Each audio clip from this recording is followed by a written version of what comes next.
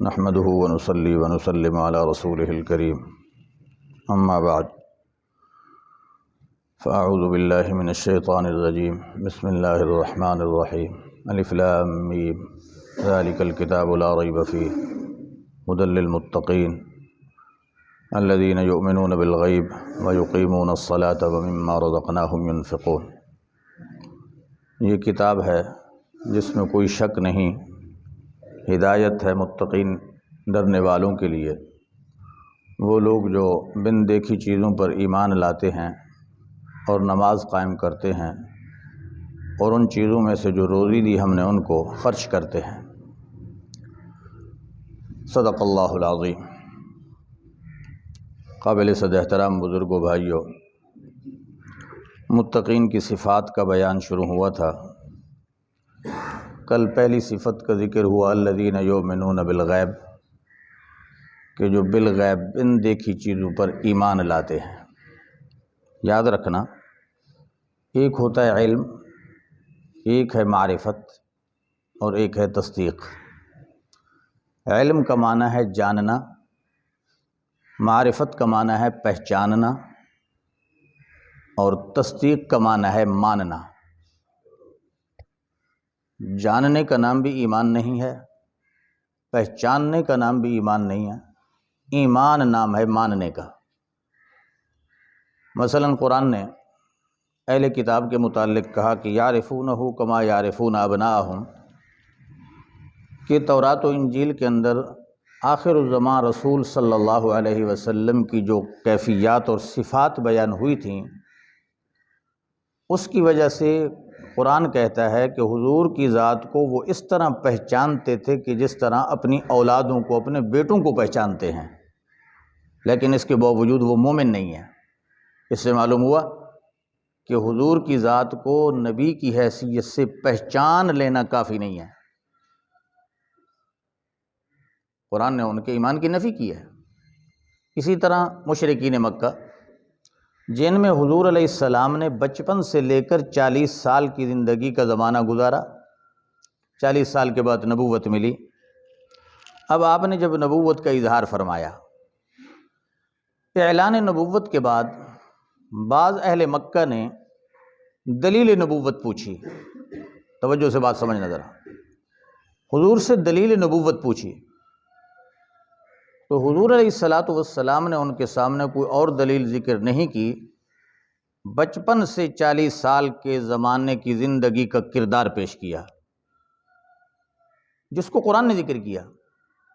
آپ صلی اللہ علیہ وسلم نے فرمایا لبثت فیکم عمرا، لبثت فیکم عمرا، میں نے تمہارے اندر زندگی کا ایک طویل حصہ گزارا ہے، کیا تم نے مجھے نہیں دیکھا؟ میرے اعمال کو نہیں دیکھا؟ میرے کردار کو 40 سال میں نہیں دیکھا؟ یہ میرا کردار ہی دلیل ہے کہ میں اللہ کا سچا پیغمبر اور نبی ہوں۔ آج تک اگر میں نے ایسا دعویٰ نہیں کیا، 40 سال کے بعد آج کچھ کر رہا ہوں، تو معنی یہ ہے کہ اللہ کی طرف سے مجھے یہ نعمت عطا ہوئی ہے۔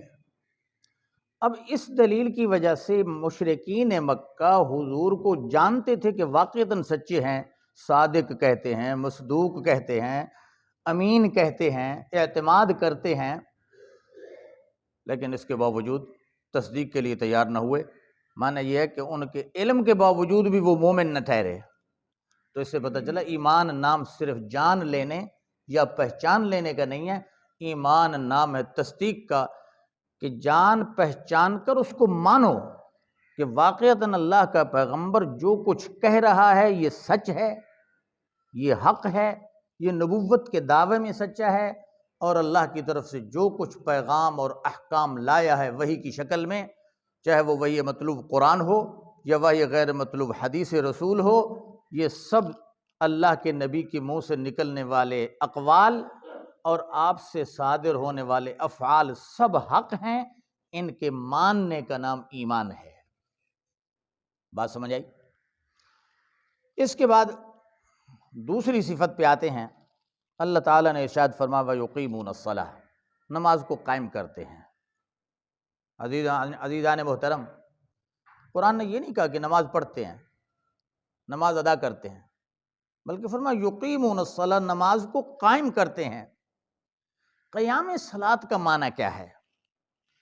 حضرات اہل علم فرماتے ہیں قیام صلاۃ کا معنی یہ کہ نماز کی ہیں دو حالتیں، ایک ظاہری حالت، ایک باطنی حالت۔ ظاہری حالت یہ ہے کہ اسلام نے یا قرآن و شریعت نے جو اس کے لیے شرائط رکھے ہیں وہ شرائط پوری ہوں، مثلا جسم پاک ہو، لباس پاک ہو، جگہ پاک ہو، قبلہ کی طرف رخ ہو، قیام کی حالت ہو، نیت صحیحہ ہو اور نماز کا وقت ہو، یہ شرائط ساری ہوں۔ اور پھر اس کے بعد نماز کی ادائیگی کا جو طریقہ جناب رسول اللہ صلی اللہ علیہ وسلم سے منقول ہے کہ قبلہ کی طرف متوجہ ہو کر انسان تکبیر تحریمہ کہے، پھر قرات کرے، رکوع کرے، سجدہ کرے، ان افعال کے دوران طمانینت، اطمینان کے ساتھ ہر رکن کو ادا کرے، یہ نماز کی کیفیت جو اللہ کے نبی سے منقول ہے، تکبیر تحریمہ سے لے کر سلام تک یہ ظاہری کیفیت شریعت مطہرہ کے مطابق ہو۔ اور باطنی طریقہ کیا ہے؟ باطنی کیفیت یہ ہے کہ دل خالصتاً اللہ کی طرف متوجہ ہو، اس کے اندر خشوع ہو، اس کے اندر خضوع ہو، اور نیت کے اندر یہ ہو کہ میں یہ عبادت اللہ کا فریضہ سمجھ کر ادا کر رہا ہوں، اور اس میں مقصد صرف اور صرف اللہ تبارک و تعالیٰ کی رضا ہے، صرف اللہ کی رضا، یہ ہے اس کی باطنی کیفیت۔ اب اقامت صلاۃ کا معنی یہ ہے کہ اس کی ظاہری کیفیت بھی شریعت کے مطہرہ کے مطابق ہو کہ شرائط پورے ہوں، فرائض پورے ہوں، واجبات پورے ہوں، سنن پوری ہوں، مستحبات پورے ہوں، اس کے آداب پورے ہوں، طریقہ شرعی ہو، اور باطنی یہ کہ خشوع خضوع کامل ہو، اللہ کی رضا مقصود ہو۔ جب ظاہراً باطناً نماز اس طرح ادا ہوگی تو اس کو کہتے ہیں اس بندے نے نماز قائم کر لی۔ اور پھر ایک بات اور سمجھ لیں، حدیث شریف میں آتا ہے کہ اقامت صلاۃ کا صحیح طریقہ وہ ہے نماز با جماعت ادا کرنا۔ توجہ سے سمجھنا مسئلہ، نماز کو با جماعت ادا کرنا۔ حضور علیہ الصلاۃ والسلام پر نماز فرض ہوئی ہے ہجرت سے 1.5 سال پہلے۔ اب آپ اس 1.5 سال کے عرصہ کو دیکھیں اور مدنی زندگی کے 10 سالہ حضور علیہ الصلاۃ والسلام کی زندگی کے اس عمل کو دیکھیں، آپ کو ذخیرہ حدیث میں ایک بھی فرض نماز ایسی نہیں ملے گی رسول اللہ کی صلی اللہ علیہ وسلم کہ جو آپ نے اپنے گھر میں ادا کی ہو اکیلے۔ گارنٹی سے کہہ رہا ہوں، پوری ذمہ داری کے ساتھ، حضور نے جو نماز پڑھی ہے باجماعت پڑھی ہے، مکہ میں بیت اللہ کے سامنے اور مدینہ میں مسجد قباء میں، یا مسجد نبوی بن جانے کے بعد مسجد نبوی میں، میدان جہاد میں ہیں تو وہاں بھی باجماعت ہو رہی ہے۔ حضور علیہ الصلاۃ والسلام کی اپنا 10 سالہ مدنی اور 1 سال وہ ملان 11 یا 12 سالہ نماز کے فرض ہونے کے بعد، ان 12 سال کے عرصے میں پتہ ہے حضور کی نمازیں قضا کتنی ہوئی ہیں؟ ایک غزوہ احزاب میں 4 نمازیں حضور کے قضا ہوئی ہیں، اور وہ چاروں کی چاروں رسول اللہ صلی اللہ علیہ وسلم نے باجماعت صحابہ کے ساتھ مل کر قضا کی ہیں، اکیلے نہیں پڑھی۔ اسی طرح ایک حالت سفر میں جہاد سے واپسی کا موقع تھا کہ صبح کی نماز میں بیداری نہیں ہوئی، سورج نکل آیا، اس کے بعد آپ صلی اللہ علیہ وسلم نے صحابہ کے ساتھ مل کر وہ بھی باجماعت ادا کی ہے، قضا کی ہے۔